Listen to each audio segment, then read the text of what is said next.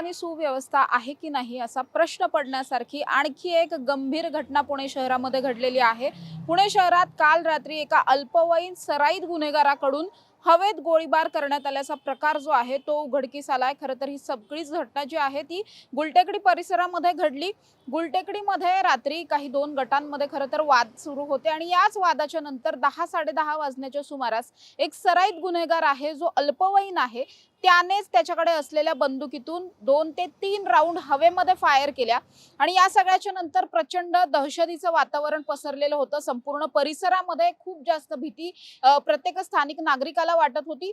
हे सगळं झाल्याच्या नंतर तातडीनं जवळच्या पोलीस स्टेशनला या सगळ्याची माहिती कळवण्यात आली। पोलीस लगेचच घटनास्थळी दाखल झाले। पोलिसांनी पंचनामा केला। तोपर्यंत मात्र या आरोपीनं घटनास्थळावरून पळ काढलेला होता। ज्या दोन गटांमध्ये हे वाद सुरू होते त्यातले बरेचसे तरुण हे घटनास्थळावरून गायब झालेले होते आणि त्यानंतर मात्र पोलिसांनी घटनास्थळावरती जाऊन त्यांचा जो काही तपास आहे तो तपास सुद्धा केला। त्याचबरोबर संपूर्ण परिसरामध्ये स्थानिकांमध्ये जी काही भीतीचं वातावरण होतं किंवा दहशतीचं वातावरण होतं ते थोडंसं कमी करण्यासाठी कायदा आणि सुव्यवस्था अबाधित राहावी यासाठी पोलिसांनी तातडीनं त्या परिसरामध्ये सगळाच पोलीस बंदोबस्त सुद्धा लावला। त्याचबरोबर स्थानिकांनी सुद्धा खबरदारी घ्यावी अशा पद्धतीचं आवाहन सुद्धा केलं। मात्र या प्रकरणानंतर आता हा जो आरोपी आहे या आरोपीचा शोध सुरू झालेला आहे।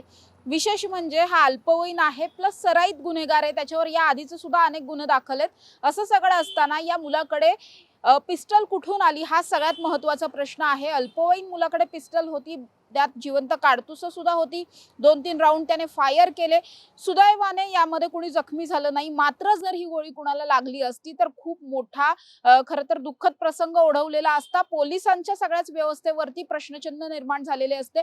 त्यामुळेच आता या प्रकरणामध्ये तातडीनं या आरोपीला शोधण्यासाठी पोलिसांची पथकं जी आहेत ती शहरभरामध्ये तैनात करण्यात आलेली आहेत। त्याचबरोबर हा आरोपी कुठे जाऊ शकतो, त्याला कोण आसरा देऊ शकतो या सगळ्या अनुषंगाने सुद्धा पोलीस सध्या तपास करत असलेले पाहायला मिळतात। मात्र या प्रकरणामुळे पुन्हा एकदा अल्पवयीन मुलं आणि त्यांच्यामध्ये वाढणारी गुन्हेगारी आणि दुसरीकडे सराईतपणे कुणालाही सर्रासपणे जी काही शस्त्र मिळतात हा मुद्दा पुन्हा एकदा चर्चेत आलेला आहे। ही शस्त्र नेमकी कुठून आणली होती, कुणी दिलेली होती, या सगळ्या मागे नेमकं कोण कोण आहे या सगळ्याचाच तपास करण्याचं काम आता पुणे पोलिसांकडून सुरू असलेलं पाहायला मिळतंय। कॅमेरा पर्सन निलेशसह समृद्धी जाधव, टॉप न्यूज मराठी, पुणे। तुमची car, electric panel, data server आगीपासून सुरक्षित आहे का? नाही? मग आजच बसवा F protect temperature activated fire suppression device. यामध्ये आहे eco friendly non toxic pressurised liquid जे आग लागल्यास क्षणार्धात ऍक्टिव्हेट होऊन आगीवरती मिळवते नियंत्रण। बसवण्यास अतिशय सोपे आणि सुटसुटीत टेकालिपचे एक दर्जेदार उत्पादन एफ प्रोटेक्ट।